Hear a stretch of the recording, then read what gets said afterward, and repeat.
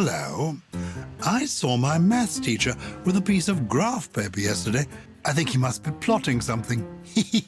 This is Gyles Brandreth. Groaning at me is my lovely friend, Susie Dent. We're here with another episode of Something Rhymes with Purple. And today we're in the world of mathematics. Susie, what did the triangle say to the circle? I've got the edge. Oh, not bad. I was going to say, you're pointless, but I think your answer's better. Speaking of the edge, why are obtuse angles always so depressed? Don't know. Because they're never right. Right angles. Get it? Yeah. This is the reason I was no good at maths at school, is I was happier with silly riddles and bad jokes. I was appalling. Were you any good at maths at school? I have to say I really worked at it. And what I always find fascinating in retrospect is how I was really good at algebra, which is slightly linguistic, isn't it? I love algebra.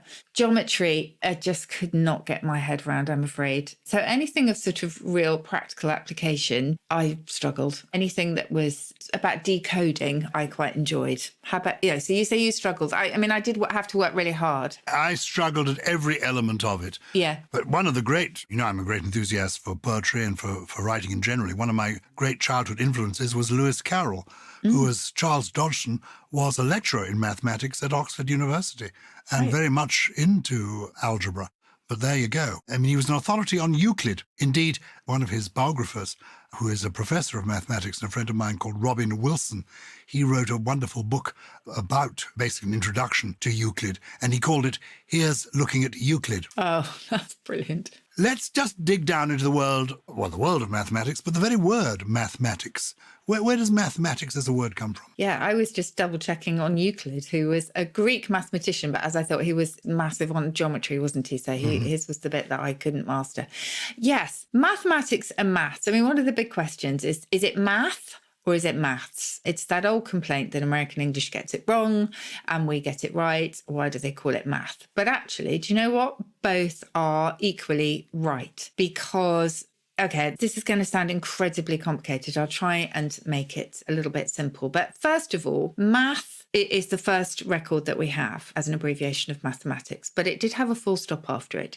So it clearly was an abbreviation when it was written. So it wasn't pronounced that way, but it was probably just someone saving time and thinking the word was mathematics all along. So they would actually say mathematics, not math, but it was easier in writing to abbreviate it. But the plural that we have, maths, comes from the fact that this goes back to the Latin ars mathematica, the mathematical art, which in turn came from Greek, but we will leave that for the moment. And that Latin suffix, ica, ars mathematica, can be interpreted as either a singular or a plural.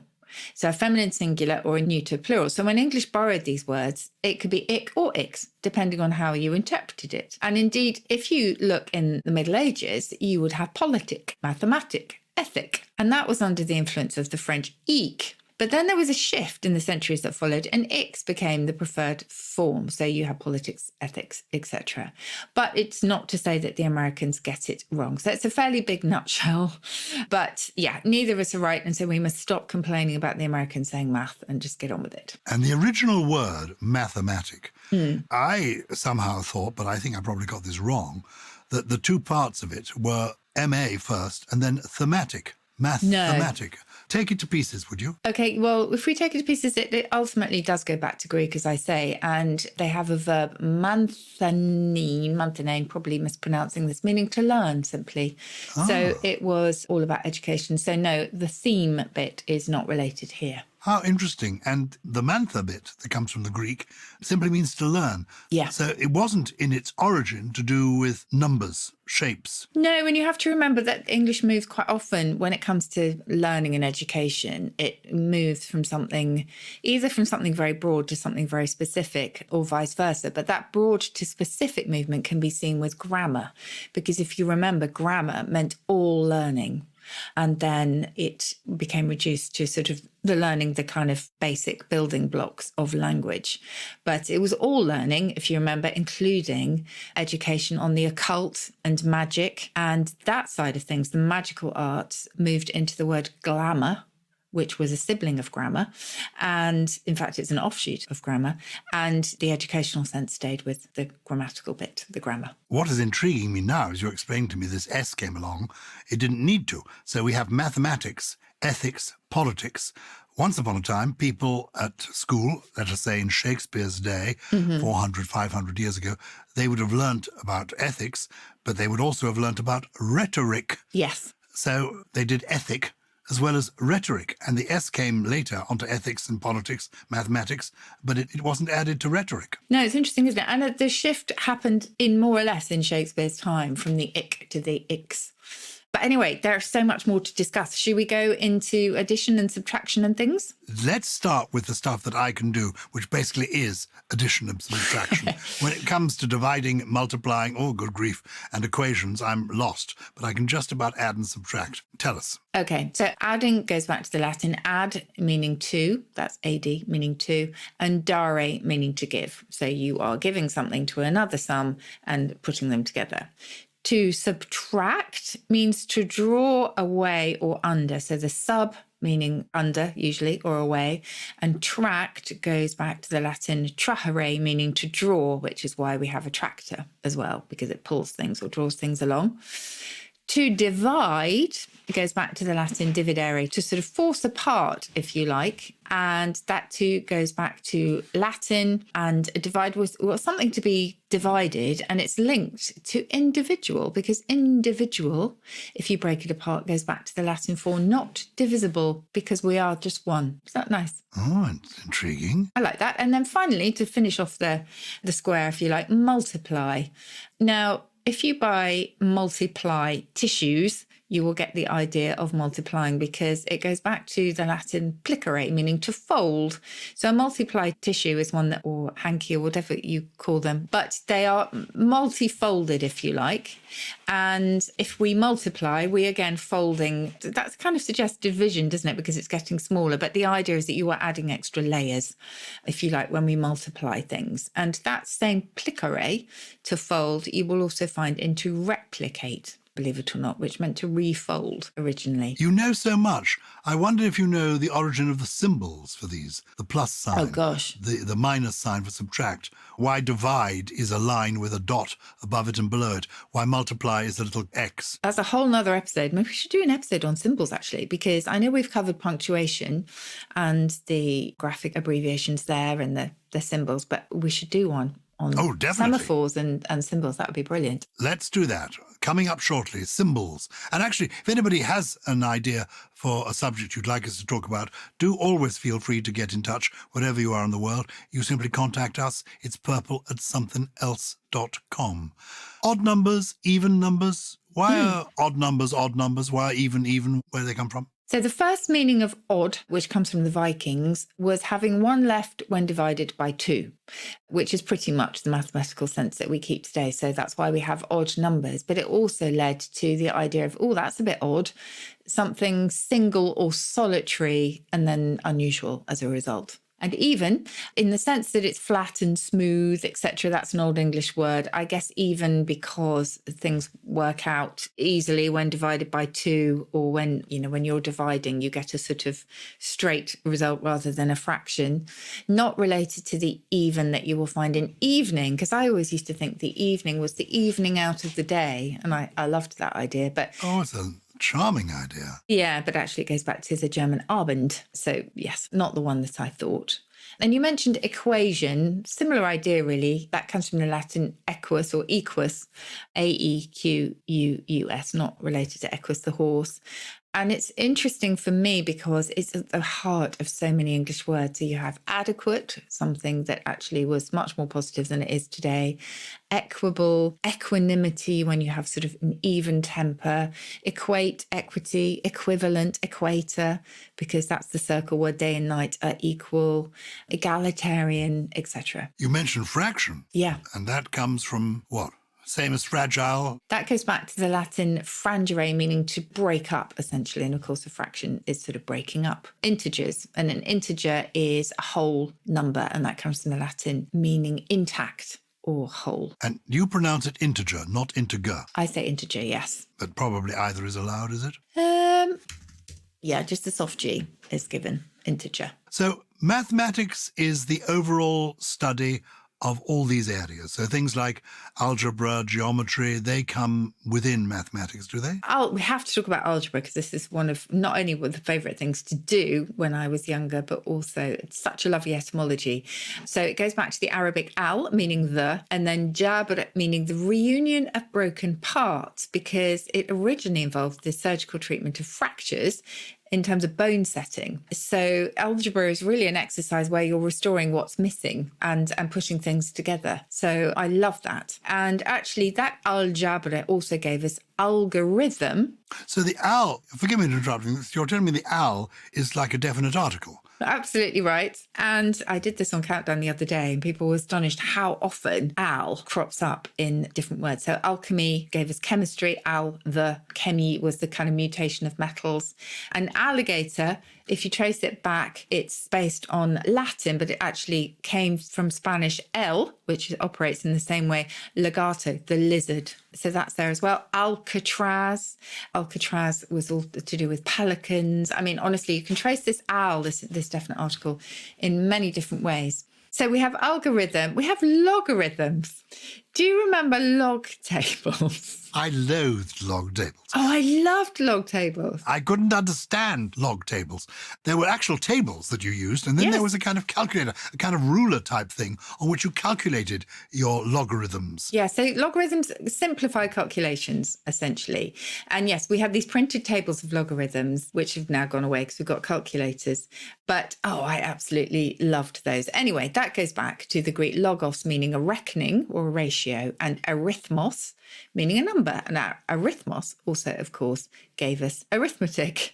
And we've touched on geometry and how bad I was at it. Geometry is a lovely history, actually, because it's one of the oldest branches of maths. And it really was designed to answer challenges such as those faced in surveying, because it's all about earth measurement, geo, and then metra. Or the metry is measurement, really. And then eventually it was realised that geometry didn't have to be limited to that study of the earth or flat surface. Well, the earth isn't flat, but you know what I mean. The study of surfaces, and that actually even abstract images can be represented in geometric terms. So I love that. And can I please just tell you, you can tell I'm on a roll, even though I'm not a mathematician, about the calculator and the abacus. Oh, I'd like you to. So ancient methods of counting clearly show, how it all began. So we've talked before, Gyles, about how we count in digits, and a digit, of course, is your fingers as well, because we used to count on our fingers. And the reason so many cultures and civilizations use 10 as their sort of base is because we have 10 fingers, or if you include the thumb. The abacus that we know today, with beads that slide along, they were used by the Babylonians, the Greeks, the Romans, ancient cultures. But the earliest abacus was probably a board covered with sand, and then someone could draw figures and rub them out again. And that was the original meaning in English. And it ultimately goes back to a Hebrew word meaning dust, because these figures were written in dust. And finally, the calculus, again, looks back to the ancient methods, because a calculus was a small pebble. And small pebbles, again, were used as basis for counting. You mentioned, Susie, the word angle earlier. What is the origin of that? Anything to do with Anglo-Saxons? Does it all come to the same thing? Well, very good point. Yes. It's from the Latin angulus, meaning a corner. But yes, the Angles were people really who migrated to England from Germany, as was then during the 5th century, founded kingdoms in England, in the Midlands and East Anglia, and eventually gave their name to England and to the English. But they came from a district called Angle. And that was a long, curved peninsula. It's now in Schleswig-Holstein in Germany. And yes, indeed, they are thought to have got their name because the area was shaped a little bit like a fish hook. And angle was also an old name for a hook. So, yeah, isn't that fascinating that there's mathematics even in our name, England? And I should just say the ankle, the bend in the leg, goes back to that same idea because it's slightly angled. I love language. Well, that's why I love the world of purple people. If you are a purple person and you've got a query for us, just get in touch. It's purple@somethingelse.com. And who has been in touch with us this week? Oh, goodness. so many emails. First comes from Duncan Patty. Thank you very much for emailing in, Duncan. He says, I was thinking back to an exercise we did in an English lesson at secondary school. We had to come up with as many different words as possible for something big and then discuss as a group how they all compare to one another, i.e. is gigantic, bigger or smaller than massive? Does something colossal dwarf, or is it dwarfed by, a behemoth or a leviathan? I was wondering whether there are any official orders of magnitude for words like this, or just their size relative to one another ebb and flow as language changes and evolves. Kind regards, Duncan. What a beautifully worded email. And I'm about to disappoint Duncan no end.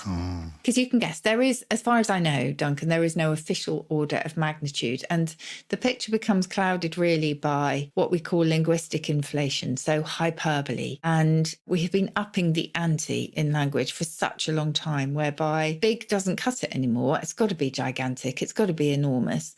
And enormous goes back to E meaning outside, and the norm, so it's outside the norm. So it was actually originally enormity was applied to wickedness, so it was particularly moral. But anyway, that's besides the point. They are all varying sort of ingredients in a feast, because we do tend to just throw them in order to big up what we're saying, and ultimately they begin to lose a bit of meaning in the end. I think at some point, hopefully, we will have in life and in the economy as well as in language a bit of deflation, where things reduce a little bit in size and we don't have to keep bigging things up, because they are such beautiful words, aren't they? They certainly are. I mean, you are intrigued by Duncan's inquiry. I'm intrigued by his surname. He's called Duncan Patty, P-A-T-T-I. Yeah. And once upon a time, there was a woman called Adelina Patty, who was among the most famous people in the world. Now, have you heard of her? I haven't. That is intriguing, because 100 years ago, she was a household name, not just in Britain, but across the world. And I'm wondering if Duncan Patty is in some way related to her. Maybe he can write to us again if he is. The reason that she was so famous is that she was an opera singer. An Italian 19th century opera singer. She earned huge fees. I mean, I think at one stage she was the highest paid performer in the world. She performed all over the world, in Europe, in America. She sang in public as a child in the 1850s, gave her last performance before an audience in 1914. She was born in Spain, but she died, believe it or not, this is how I became familiar with her, in South Wales, at Craiginos Castle in South Wales, not that far from Swansea and Cardiff. And I've always been intrigued by her, because when she died, there was an auction of her property, things that belonged to her. And my wife's grandmother, I think, went to the auction and bought some items from her home. And we have them in our home here. Some lovely little statuettes and little bits and pieces from Adelina Patty's home. And whenever we go to Paris, she's buried there. And she was so famous that on her gravestone is just the word Patty. P-A-T-T-I. Wow. It doesn't need to say anything more. Amazing. She was that famous, Madame Patty. Oh, well, Duncan must let us know. Yeah. I've been musing on some of the words that he comes up with, like behemoth or behemoth.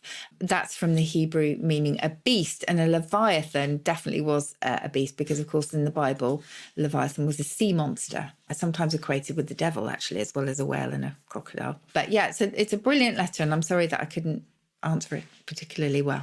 Now, we've also got a letter from Nancy. Have you got her email? Nancy Sola, another interesting name. Hi, Susie and Gyles. This question popped into my head the other day. Why do we take laps in the pool or on the track and have laps on which we hold kittens, babies and books? What's the relationship between these uses of the word? That then got me thinking of the word lapse, L-A-P-S-E, as well. Is that connected in some way? We use words like this every day without thinking where they come from. That is, I did before I started listening to Something Rhymes with Purple. Now I'm often stopping to ponder the simplest words. Thanks for the entertainment and edification. Oh, isn't that nice? She writes from Ithaca in New York, and that's Nancy Sola. So, laps, L-A-P-S, that you do in the pool or going around the track. Laps, something ceases, you lapse in doing something. with an SE on the end, and laps on which we hold our kittens, our babies and our books. Yes. Okay. So they are not related. I'll just start with that one first, at least not in our sort of immediate history. Perhaps if you trace them back to an ancient root, you might find some sort of link there. But I'll start with the lap, as in a lap of the pool, or the lap, on our body. So that was originally a fold or a flap of a garment. You'll find it in lapel as well. And in the Middle Ages, it was the front of a skirt, which if you held it up would catch or carry something. And from there, our area between the waist and the knees, where you can carry a child or an object, came to be a lap as well. And the lap of a race is connected because it comes from that same idea of a fold to that of a sort of a coil or something going round. So a lap of a race normally is on a racetrack that is circular. The lap that you will find a cat doing or a dog doing or whatever when they're lapping milk or water or whatever, that's not connected. That goes back to a different Germanic source. Now, the lapse is in time lapsing, or time elapsing, I should say, and to let something lapse. That goes back to a Latin word meaning to glide or to slip or to fall. And actually, lapsare for the Romans meant to stumble. And elapse comes from that same root. If something elapse, it falls away. Very good. Do you think we've got time to squeeze in one more? Why don't we try? This is from Mike Finn. I was wondering about the origin of the word dingus, D-I-N-G-U-S. I've always heard it used as a playful way of referring to someone who is foolish. But in a recent reviewing of The Maltese Falcon, Sam Spade calls the falcon a dingus. I see that Dashiell Hammett uses dingus in several of his works. What is the origin of this term? This is from Mike, who gets in touch from Southern California. Yeah, well, simple answer to this, I think. I mean, obviously, there are lots of words for things that we can't remember. So, every household has got their own thingamajig or thingy or, whatever. And dingus is made on the same pattern. But it actually, we think, is adopted from a South African word or an Afrikaans word, ding, meaning thing. And you'll find that ding in Dutch and you'll find it in German as well, meaning the same thing. So it's thingy over there. And it's as simple as that. Good. Thank you for all that, Susie, and thank you for the people who have written into us. If you have got queries, we're here, and you find us at purple@somethingelse.com, something always without a G. And every week, at this time, Susie gives us a trio of words that she thinks are intriguing and we might enjoy, and we always do. What are they this week? Yes. So I don't know about you, Gyles. I suspect you don't do as much online shopping as I do. I don't like shopping in the real world very much. Oh. So I tend to do online shopping, and it particularly when we're trying to save on plastic and save on unnecessary stuff, I get slightly annoyed when you have to have a free sample with something that you order, even if actually it's going to go straight in the bin because you don't want it for whatever reason, but you can't switch that option off. In which case, I'm rejecting what is known as a lanyap.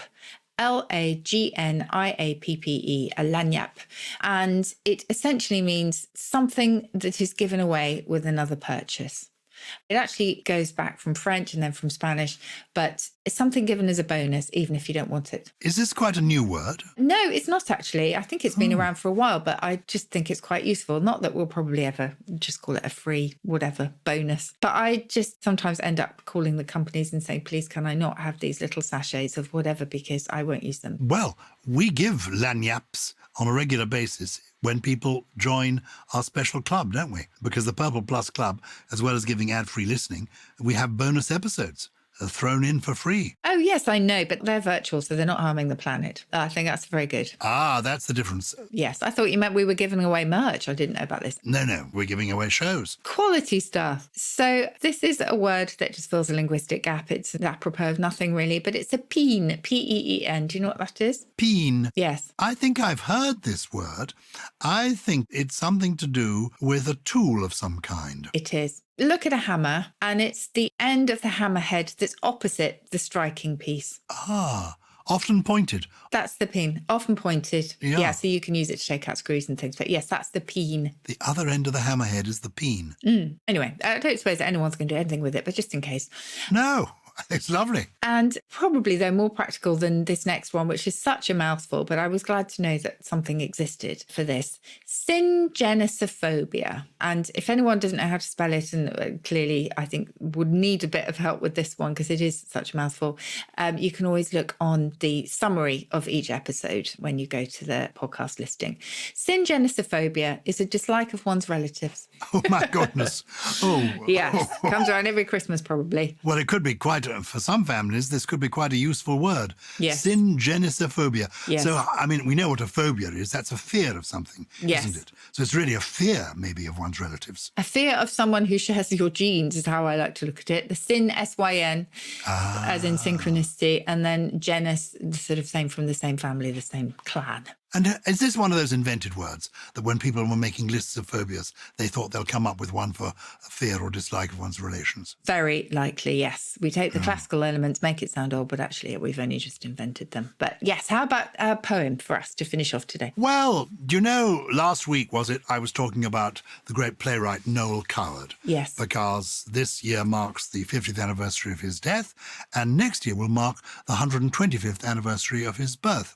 And this summer in the United Kingdom, there's to be a production at the Chichester Festival Theatre of The Vortex, a play written in the 1920s when he was only in his early 20s, and possibly his breakthrough play. Extraordinary writer, from plays like Blithe Spirit, Hay Fever, Private Lives. He also wrote amazing songs, and he wrote poems. And I went recently to Jamaica to mark the 50th anniversary of his death. And at his graveside, he's buried on a hill overlooking the bay in the part of Jamaica where he lived at his house Firefly. We stood there, and a friend of mine, Alan Brodie, who looks after the Noel Coward estate, but is also, I think, the chair of the Noel Coward Foundation, he read a lovely poem by Noel Coward, and it's a serious one. Last week I read a comical one. This is a serious one, and it owes something to the great poet Keats. This is by Noel Coward, and it's called When I Have Fears. When I have fears, as Keats had fears, of the moment I'll cease to be, I console myself with vanished years, remembered laughter, remembered tears, and the peace of the changing sea. When I feel sad, as Keats felt sad, that my life is so nearly done, it gives me comfort to dwell upon remembered friends who are dead and gone, and the jokes we had, and the fun. How happy they are, I cannot know, but happy am I who loved them so. Oh, that's so beautiful. That's quite haunting, yes. It is beautiful. He was an extraordinary writer. He could be very funny, he could be sentimental, he could be poignant.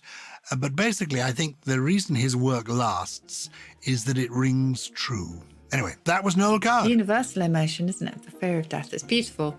Thank you so much for joining us today. Please keep following us. You can find us on social media at Something Rhymes on Twitter and Facebook, or at Something Rhymes With on Instagram. As Gyles mentioned, there's also the Purple Plus Club where you can listen ad-free, and lots of bonus episodes on words and language. Something Rhymes with Purple is a Something Else and Sony Music Entertainment production. It was produced by Naya Dio, with additional production from Chris Skinner, Ollie Wilson, Jen Mystery, J. Beale, and... Well, he's definitely not a free gift with another purchase, but, you know, he doesn't come every time. So I'm not going to call him a lanyard. It's Gully.